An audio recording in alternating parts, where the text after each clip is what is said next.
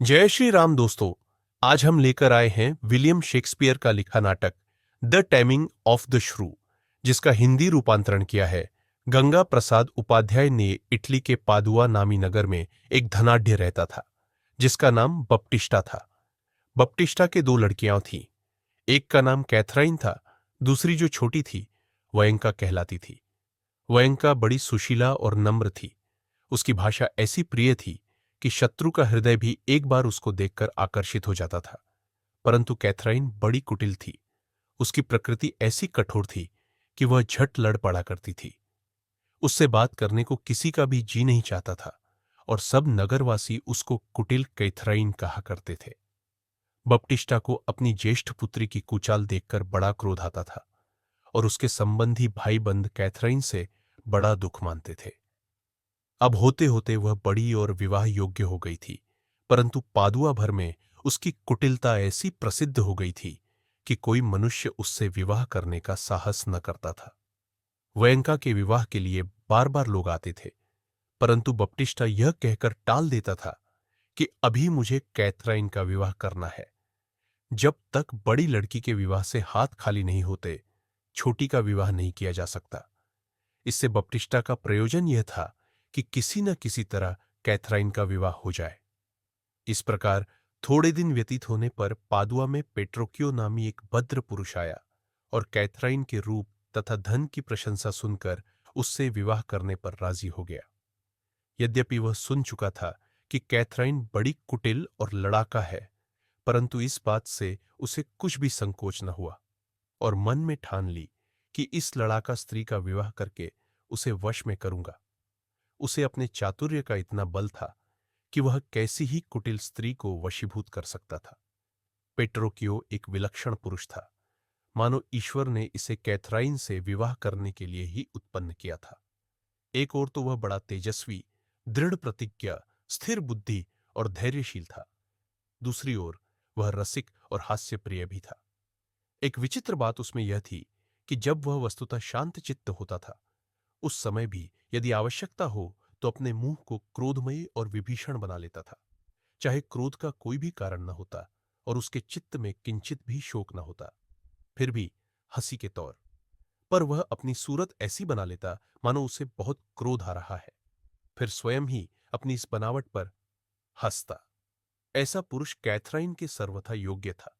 उसने विचार किया कि जैसे पुरुष से तैसा ही व्यवहार करना चाहिए, इसलिए कैथराइन से विवाह करने पर उसने इरादा कर लिया कि मैं लड़ लड़कर उसको वशीभूत कर लूंगा। अब पेट्रोकियो ने कैथराइन से प्रेम करना आरंभ कर दिया और बप्टिस्टा से प्रार्थना की कि आप अपनी सुशील और नम्र कन्या कैथराइन का वमिक्सुक हतीन च्याकर्नोनिम का विवाह मेरे साथ कर दीजिए। बप्टिस्टा को यह देखकर बड़ा आश्चर्य हुआ कि ऐसी चांडाल स्त्री को पेट्रोकियो नम्र और सुशील बताता है।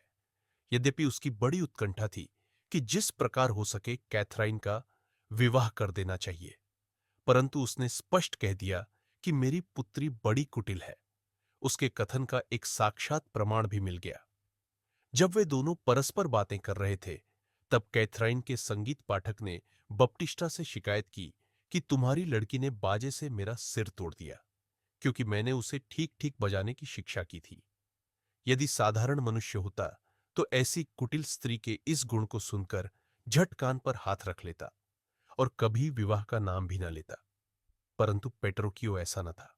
वह कहने लगा, आहा, ये तो बड़ी वीर स्त्री है।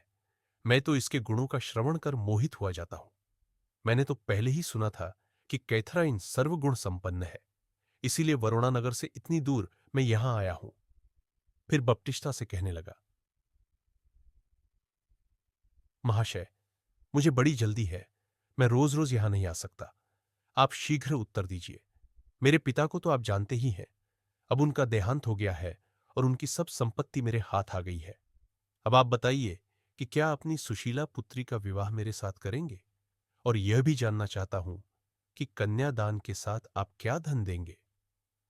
बप्टिस्टा को पेट्रोकियो की बातों पर बड़ा आश्चर्य होता था, परंतु कैथराइन से पीछा छुटाने के लिए वह विवाह करने पर राजी हो गया और 20,000 मुद्रा और अपनी मृत्यु पर आधी संपत्ति देने की प्रतिज्ञा की। बप्टिस्टा ने इस बात का निश्चय करके अपनी कुटिल पुत्री को खबर दी कि पेट्रोकियो तुमसे विवाह करने आया है और बातचीत करना चाहता है। पेट्रोकियो ने मन में विचार किया कि कैथराइन से प्रेम करने की एक नई विधि निकालनी चाहिए। मैं उससे बड़ी वीरता से बातचीत करूंगा। यदि वह क्रुद्ध होगी तो मैं नम्र बन जाऊंगा। अगर वह जोर से बोलेगी तो मैं कहूंगा कि तुम बड़ी मधुर हो। यह जान पड़ता है कि कोई बुलबुल गा रही है। यदि वह नाक भौं छड़ाएगी तो मैं कहूंगा कि तुम्हारा मुख कमल के सदृश खिल रहा है। यदि वह चुप रहेगी तो मैं उसकी वाक्पटुता की प्रशंसा करूंगा। यदि वह मेरे पास से जाने को कहेगी तो मैं धन्यवाद दूंगा, मानो वह मेरे पास बैठने को कह रही है। जब कैथराइन पेट्रोकियो के पास आई तब उसने कहा, राम राम केट, राम राम। मैं सुनता हूं कि तुम्हारा नाम केट है। कैथराइन को बहुत बुरा मालूम हुआ कि एक अज्ञात पुरुष मुझे नाम लेकर पुकार रहा है और नाक भौं छड़ाकर कहने लगी, जो लोग मुझसे वार्तालाप करते हैं वे मुझे कैथराइन कहा करते हैं। पेट्रोकियो ने उत्तर दिया, नहीं नहीं, तुम झूठ बोलती हो। मैंने तो तुमको केट कहते ही सुना है। लोग तुमको केट कहते हैं, सरल केट कहते हैं और कुटिल केट भी कहते हैं। हे केट, तुम तो संसार भर के सबसे भली केट हो और इसलिए केट, तुम्हारी नम्रता और सहिष्णुता की प्रशंसा सुनकर मैं इस नगर में आया हूं कि तुम्हारे प्रेम का पात्र बनकर तुमसे विवाह करूं। इन दोनों में बड़ा विचित्र संवाद हुआ। कैथराइन कटु भाषण से यह सिद्ध कर रही थी कि मैं वास्तव में कुटिल ही कहलाने के योग्य हूं और पेट्रोकियो बड़ी मधुरता से उसके नम्र व्यवहार की प्रशंसा कर रहा था। इतने में बपटिस्टा आ गया और पेट्रोकियो ने जल्दी करने के लिए कहा, प्यारी कैथराइन, अब गपशप और व्यर्थ आलाप को बंद कर देना चाहिए। तुम्हारे पिता ने मेरे साथ तुम्हारा विवाह स्वीकार कर लिया है। यौतुक, दहेज भी निश्चित हो चुका। अब चाहे तुम्हारी इच्छा हो या न हो, मैं अवश्य तुम्हारा पाणी ग्रहण करूंगा। बपटिस्टा के आने पर पेट्रोकियो ने उससे कहा, महाशय, आपकी पुत्री मुझसे बहुत प्रसन्न है और रविवार को विवाह करने की प्रतिज्ञा करती है। कैथ जीरो, पिताजी, मैं इससे विवाह करने को राजी नहीं हूं। विवाह तो क्या मैं इसे रविवार को शूली पर चढ़ता हुआ देखूंगी? ये बड़ा दुष्ट है। शोक है कि ऐसे मनुष्य से आप मेरा विवाह करना चाहते हैं।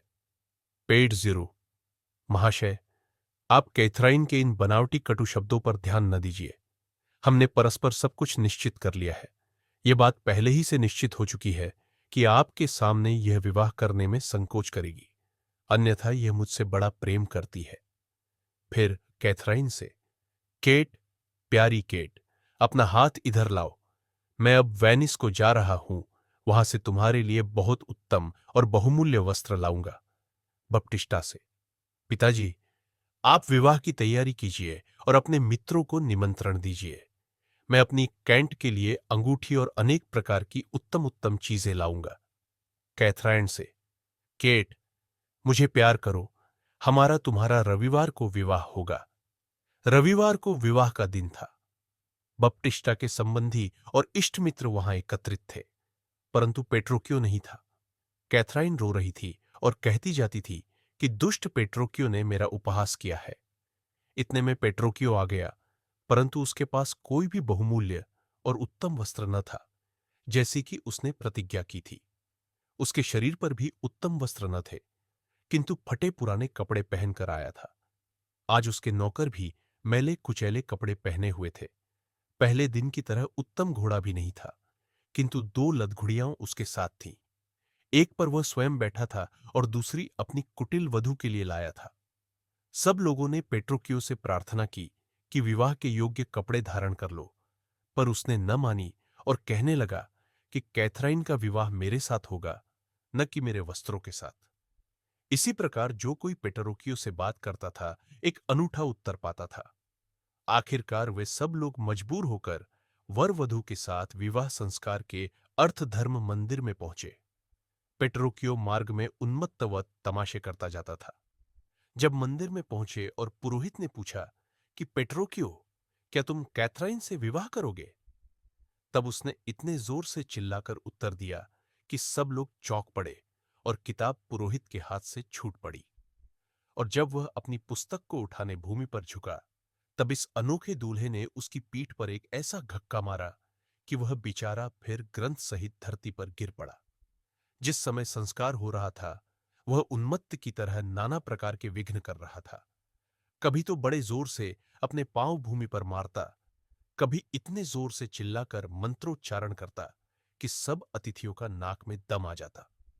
परंतु सबसे आश्चर्यजनक बात यह हुई कि कलह प्रिया लड़ाका केथराइन भी अपने से चौगुने कुटिल पति की बातों से घबरा गई और थर थर कांपने लगी। जब विवाह हो चुका, तब उसने वही मद्य मंगाकर बिना किसी आव ताव के पीना आरंभ कर दिया, और अन्य अतिथियों की तो कथा ही अलग है, अपनी पत्नी तक को भी न पूछा। जब पेट्रोकियो मद्य पी चुका, तब उसने एक और कुचेष्टा की, अर्थात बची हुई मद्य को मंदिर के एक पुजारी के ऊपर फेंक दिया और कहने लगा, आहा, तुम्हारी सफेद दाढ़ी मुझसे मद्य मांग रही है, इसीलिए मैं इसका सत्कार करता हूं। आप किसी तरह बुरा न माने। कभी किसी नगर में ऐसा उन्मत्त विवाह देखने में न आया होगा, परंतु पाठकगण, आप यह न समझे कि पेट्रोक्यू आज उन्मत्त हो गया था। यह सब काम उसने कुटिल कैथराइन के वशीभूत करने के लिए किए थे। विवाह तो किसी न किसी तरह हो ही गया। अब भोजन की बारी आई। बप्टिस्टा ने अपने इष्टमित्रों के लिए प्रीति भोजन का सामान कर रखा था, परंतु जब यह सब लोग धर्म मंदिर से लौटकर घर आए, तब पेट्रोक्यू ने स्त्री सहित अपने घर जाने की तैयारी कर दी। बप्टिस्टा आदि सब लोगों को यह बात बहुत बुरी मालूम हुई। वे सब एक स्वर होकर कहने लगे, वाह वाह, ऐसा कहीं होता है? विवाह के पीछे भोजन कीजिए और तब जाइए। परंतु दृढ़चित्त पेट्रोकियो ने उत्तर दिया, अवश्य होगा, अवश्य होगा। मैं अपनी स्त्री को अभी लिए जाता हूं। कैथराइन के मुंह से निकला कि मैं तो किसी प्रकार नहीं जाने की। देखे तो सही, हमें आज कौन लिए जाता है? कैथराइन की यह बात सुनकर सब संबंधियों ने भी उसका साथ दिया और कहने लगे, यह तो बड़े अन्याय की बात है। कहीं ऐसा होता है? अभी मुंह मीठा तक नहीं किया, बिना कुछ खाए ससुर के घर से नहीं जाते। पेट्रोकियो ने इतने जोर से उत्तर दिया कि कैथराइन कांप उठी। हां, जाते हैं, अवश्य जाते हैं। ऐसा ही होता है और ऐसा ही होगा। देखो, हमारे काम में कोई बाधा मत डालो। जैसा हमारे मन में आएगा वैसा ही करेंगे। किसी का क्या, हमारी स्त्री है, हमारा उस पर अधिकार है। अगर भला चाहते हो तो मेरे बीच में मत बोलो।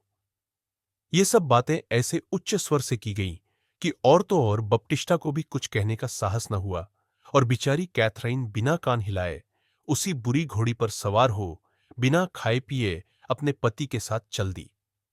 यह घोड़ी भी, जिसे पेट्रोकियो अपनी अनोखी दुल्हन के लिए छांट कर लाया था, दुनिया की घोड़ियों में अद्वितीय थी। मांस उसके शरीर पर नाम को भी न था। पीठ पर ऐसे हाड़ निकले हुए थे कि बैठने वाले की सब नसें डीली हो जाए।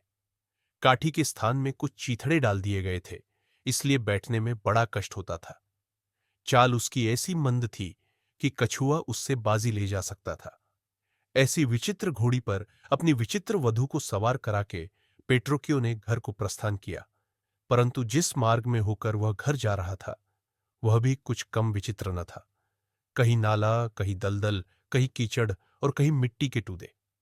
इस प्रकार वार खड्डों में होकर जिस समय कुटिल कैथराइन अपनी ससुराल को जा रही थी, उसका पति कोलाहल मचाता जाता था। जब कभी कैथराइन की घोड़ी के पैर लड़खड़ाते, पेट्रोकियो इतने जोर से बेचारे जानवर पर चिल्लाता कि वह बेचारा सवार सहित कांप उठता। कैथराइन ने ऐसा लड़ाका आदमी कभी स्वप्न में भी नहीं देखा था। जब इस विचित्र यात्रा से पेट्रोकियो अपने घर आया, तब उसने अपनी स्त्री को बड़े आदर सत्कार से उतारा, परंतु यह बात पहले ही से निश्चय कर ली थी कि आज इसको कुछ खाने को न मिलेगा। जिस समय भोजन का समय आया और नौकरों ने मेज पर खाना रखा, तब उसने एक एक करके सब रकाबियां भूमि पर फेंक दी और तड़प कर कहने लगा, दुष्ट नौकरों, मेरी प्राण प्यारी ऐसा भोजन नहीं करती।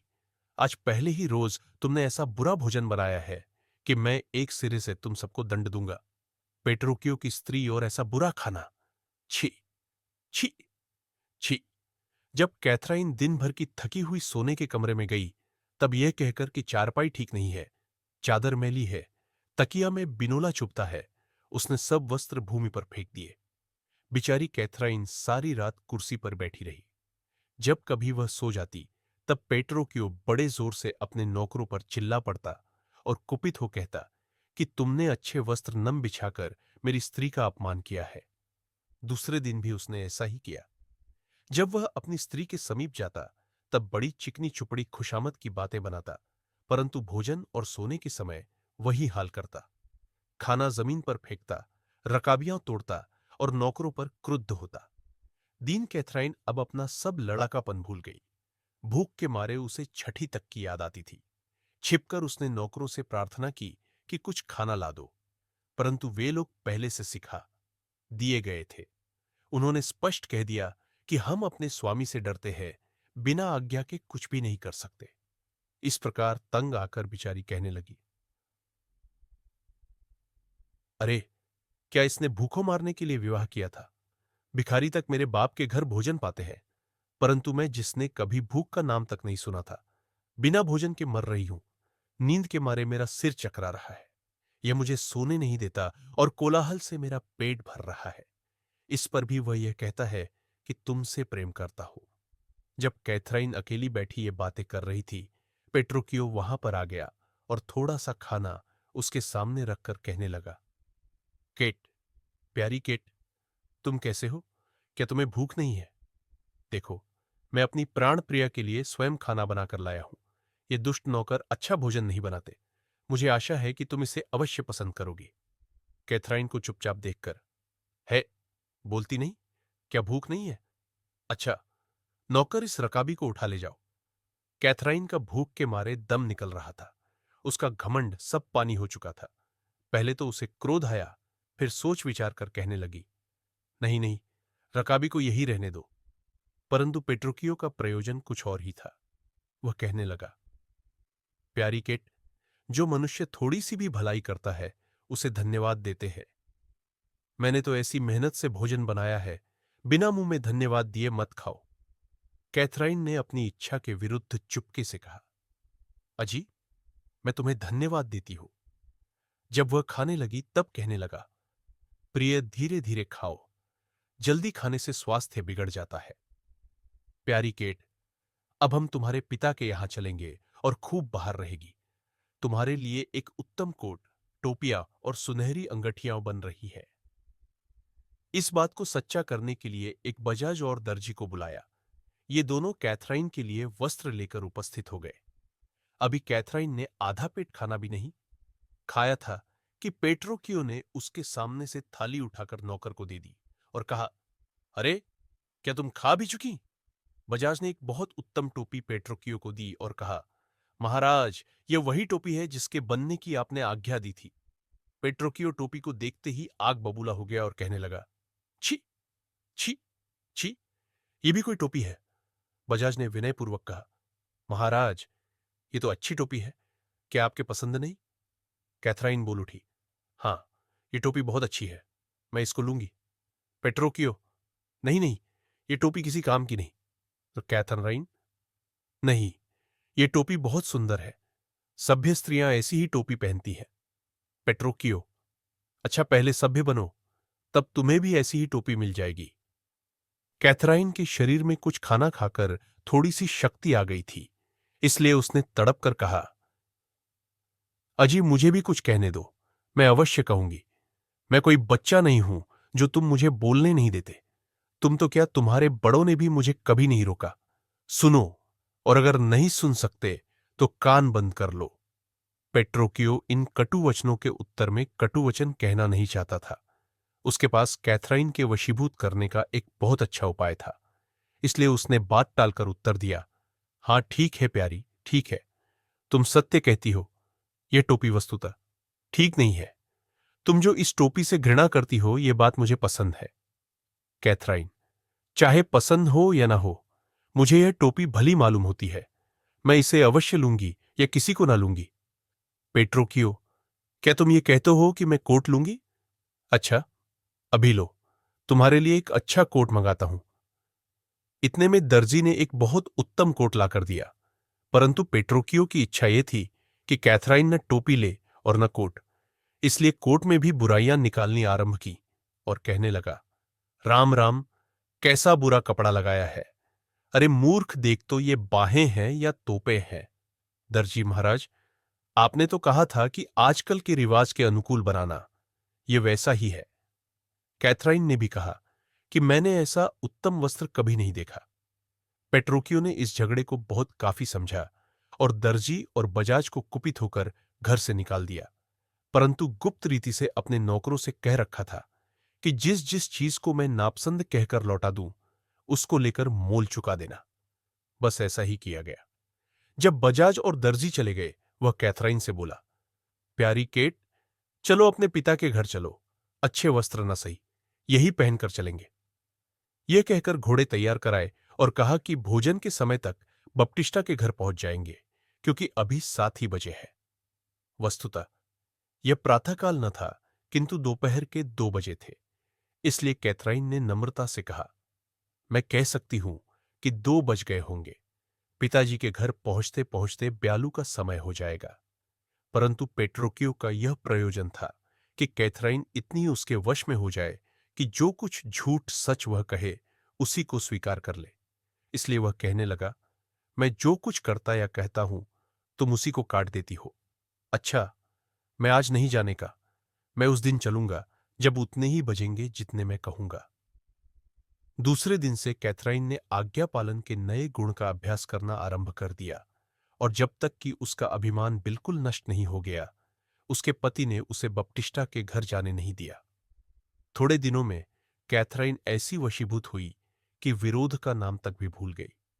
यहां तक कि जब वे दोपहर के समय बपटिस्टा के घर को जा रहे थे और पेट्रोकियो कह रहा था कि चांद निकल रहा है, कैथराइन ने भूल से कह दिया, यह सूरज है, चांद नहीं। इसी बात पर पेट्रोकियो बिगड़ बैठा और कहने लगा, अपनी माता के पुत्र की शपथ खाता हूं, तुम्हारे पिता के घर चलने से पहले इस समय चांद और सितारे निकल आवेंगे, नहीं तो मैं नहीं चल सकता। यह कहकर वह अपने घर को लौट चला। कैथराइन अब कुटिल कैथराइन न थी, किंतु आज्ञाकारिणी स्त्री बन गई थी। इसलिए वह कहने लगी, चलो जी चलो, आधी दूर से भी अधिक आ गए हैं। अब लौटना ठीक नहीं है। सूरज, चांद या सितारे, जो तुम कहो वही निकल रहे हैं। यदि तुम इस समय यह कहो कि दीपक जल रहा है, तो ईश्वर की सौगंध मैं ऐसा ही मान लूंगी। पेट्रोकियो यह बात सिद्ध करना चाहता था, इसलिए उसने कहा, मैं कहता हूं कि चांद निकल रहा है। कई जीरो, हाँ मैं भी जानती हूं कि चांद निकल रहा है। पेटसीरू रीरू, नहीं, तुम झूठ बोलती हो, ये तो सूरज है।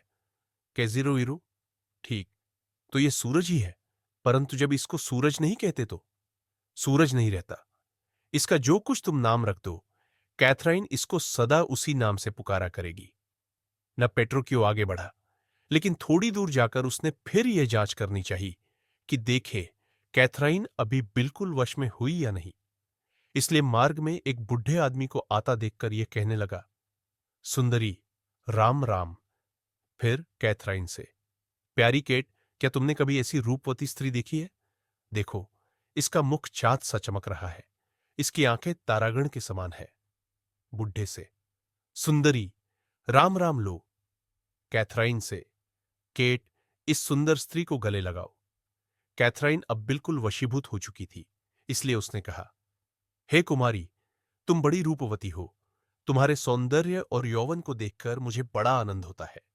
तुम कहां से आई और कहां जाती हो? पेट्रोकियो, अरे केट, क्या तुम पागल हो गई हो? यह तो एक बुढ़ा खुर्राट है, सुंदरी युवती नहीं है। कैथराइन, बुढ़े से, बुढ़े बाबा, क्षमा करो। धूप में मेरी आंखें चौंधिया गई है और मुझे हरा ही हरा दिखता है। अब मुझे मालूम हुआ कि तू बुढ़ा मनुष्य है। मुझसे भूल हुई, क्षमा कीजिए। पेट्रोकियो, उसी बुढ़े से, बूढ़े जी, तुम कहां जाते हो? यदि तुम हमारे साथ चलोगे तो हमें खुशी होगी। बूढ़ा, हे महाशय और श्रीमती, तुम्हारी यहां भेंट होनी बड़ी आश्चर्यजनक है। मेरा नाम विसेंशियो है और मैं पादुआ को अपने पुत्र के पास जा रहा हूं। अब पेट्रोकियो को मालूम हुआ कि यह भद्र पुरुष लुसेंशियो का बाप है। लुसेंशियो की बपटिस्टा की पुत्री वयंका से मंगनी हो चुकी थी और अब वह उसका विवाह करने को तैयार था, क्योंकि कैथराइन से उसका पीछा छूट चुका था। जब वे सब साथ साथ बपटिस्टा के घर पहुंचे, तब एक बारात की बारात एकत्रित हो रही थी क्योंकि उसी दिन वयंका का विवाह होने वाला था। बप्टिस्टा ने उन सबका बड़ा आदर सम्मान किया। उस समय इस सभा में एक और स्त्री पुरुष थे जिनका विवाह भी उसी दिन हुआ था। वयंका का पति लुसेंशियो और होर्टेंशियो, जिसका विवाह भी उसी दिन हुआ था, पेट्रोक्यो को देखकर उसकी हंसी कर रहे थे। किस लड़ाका से तुमने विवाह किया है? ये लोग समझते थे कि हमारी स्त्रियां आज्ञाकारिणी हैं। पहले तो पेट्रोक्यो ने कुछ न कहा, परंतु जब सब स्त्रियां भोजन करने भीतर चली गई, तब वह कहने लगा कि नहीं, मेरी स्त्री लड़ाका नहीं है। पेट्रोक्यो ने देखा कि और तो और बप्टिस्टा भी उपहास करता है और कहता है कि बेटा, तुम जो कुछ कहो, तुम्हारी स्त्री के समान कुटिल स्त्री पृथ्वी पर कभी उत्पन्न नहीं हुई। पेट्रोक्यो ने कहा कि अच्छा, इसकी जांच एक तरह हो सकती है। हम तीनों शर्त बंधे और अपनी अपनी स्त्री को बुलावे। जिसकी स्त्री जल्दी चली आवे, वही बाजी जीत जाए। लुसेनशियो और होर्टेंशियो ने बड़ी प्रसन्नता से यह बात स्वीकार कर ली और 20-20 मुद्रा की शर्त बंधी। पेट्रोक्यो ने हंसकर कहा, वाह, 20-20 मुद्रा तो तीतर और बटेर पर लगा देते हैं। स्त्री के लिए कम से कम 20 गुनी रकम होनी चाहिए। इस पर उन दोनों ने 100-100 मुद्रा की शर्त बंधी। पहले लुसेंशियो ने वयंका को बुलाने आदमी भेजा, लेकिन उसने लौटकर उत्तर दिया, महाशय, श्रीमती कहती है कि हम काम कर रहे हैं और आ नहीं सकते। पेट्रोक्यो बोला, हाँ, क्या उनको काम है और आ नहीं सकती? क्या स्त्रियों को पतियों की आज्ञा इसी प्रकार पालनी चाहिए? इस पर वे दोनों हंसे और कहा, घबराओ मत, अभी कैथराइन का उत्तर तो सुनो। यदि वह इससे भी बुरा ना हो तभी कहना। अब होर्टेंशियो की बारी आई। उसने अपने आदमी से कहा, मेरी स्त्री से प्रार्थना करो कि वह यहां चली आवे। पेट्रोक्यो बोला, वाह वाह, प्रार्थना करो, फिर वह अवश्य ही आ जाएंगी। होर्टेंशियो, अजी साहब, आपकी स्त्री तो प्रार्थना पर भी ना आवेगी। परंतु थोड़ी ही देर पीछे इस सभ्य पति का मुंह फीका पड़ गया। जब उसका नौकर लौटा तो उसने पूछा, कहो, मेरी स्त्री कहां है? नौकर ने उत्तर दिया, वे कहती है कि तुम कुछ हंसी कर रहे हो, इसलिए वे नहीं आ सकती। यदि जाना है तो आप ही जाइए। पेट्रोक्यो ने कहा कि यह और भी बुरा उत्तर है। फिर उसने नौकर से कहा, जाओ और मेरी स्त्री से कहो कि मेरा हुक्म है, वह अभी यहीं आवे। सब लोग अभी कुछ सोचने भी न पाए थे कि बप्टिस्टा बड़े आश्चर्य में होकर बोल उठा, ओहो, ईश्वर की सौगंध, कैथराइन तो आ रही है। कैथराइन ने आकर कहा, श्रीमन, आपकी क्या आज्ञा है? तुम्हारी बहन और पेट्रोक्यो की स्त्री क्या कर रही है? आग के पास बैठी बातें कर रही हैं। पेट्रोक्यो बोला, अच्छा, अभी उनको यहां ले आओ। कैथराइन फौरन बिना कुछ कहे आज्ञा पालन करने को चल दी। लुसेंशियो बोला, बड़े आश्चर्य की बात है। होर्टेंसियो, इससे भी अधिक क्या आश्चर्य हो सकता है? इससे क्या प्रकट होता है? पेट्रोक्यो बोला, इससे शांति प्रकट होती है, प्रेम प्रकट होता है और आनंद प्रकट होता है। बप्टिस्टा ने कहा, बेटा पेट्रोक्यो, तुमने बाजी जीत ली। मैं इसमें 20,000 मुद्रा और मिलाता हूं। मैं समझूंगा कि मेरी एक और लड़की थी। तुमने इसको ऐसी शिक्षा दी है कि मैं समझता हूं मेरी पहली लड़की बदलकर यह सुशील लड़की आ गई है। पेट्रोक्यो बोला, नहीं नहीं, अभी तो मुझे एक और बाजी जीतनी है। अभी आपको मैं दिखाता हूं कि मेरी स्त्री ने आज्ञा पालन के गुण का कितना अभ्यास किया है। कैथराइन को आता देखकर, देखिए, कैथराइन आपकी स्त्रियों को यहां ला रही है। प्रतीत होता है कि पहले इनकी इच्छा यहां आने की न थी। सुशीला कैथराइन ने उनको उपदेश दिया और तब वह उनको यहां लाई है। कैथ से, केट, तुमको ये टोपी शोभा नहीं देती, इसे उतारकर पैर के नीचे कुचल डालो। कैथराइन ने टोपी उतारकर झट पैर से कुचल डाली। होर्टेंसियो की भार्या कहने लगी, क्यों स्वामिन, ये क्या बात है कि मुझे इस तरह बुलाते हो? वेंका ने कहा, वाह वाह, ये भी कुछ आज्ञा पालन है, ये तो मूर्खता है। वेंका का पति बोला, मेरी अभिलाषा है कि तुम भी ऐसी ही मूर्ख बनो। तुम्हारी बुद्धिमत्ता ने तो आज मेरे 100 रुपयों का नाश कर दिया। वेंका ने उत्तर दिया, तो तुम भी मूर्ख हो कि ऐसी शर्तें बदते हो? इस पर पेट्रोक्यो ने कैथराइन से कहा कि इन स्त्रियों को अपने पति की आज्ञा पालन के लाभ बताओ। कैथराइन ने इस गुण का भली प्रकार अभ्यास किया था, इसलिए उसने खड़े होकर इस विषय पर ऐसा उत्तम व्याख्यान दिया कि सब चकित हो गए और पादुआ में फिर कैथराइन प्रसिद्ध हो गई, परंतु कुटिलता के लिए नहीं, किंतु पति सेवा के लिए। ऐसी और कहानी के लिए हमारे चैनल को लाइक और सब्सक्राइब करें। धन्यवाद।